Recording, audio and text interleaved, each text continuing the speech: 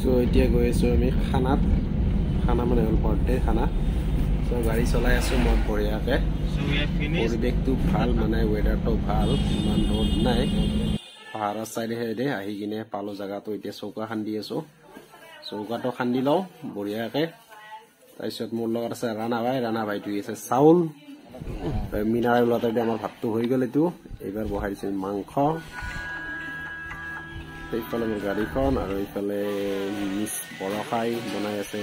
এইটো মাংসটো গাহৰি মাংস লগত আছে লাই পাত আৰু ধনিয়া বেছিকে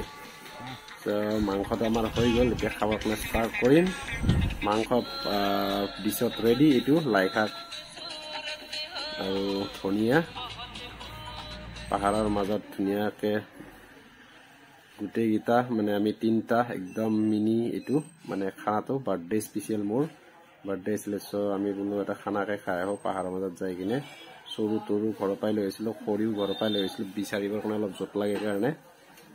আৰু লগত লৈ আহিছিলোঁ খেৰ আৰু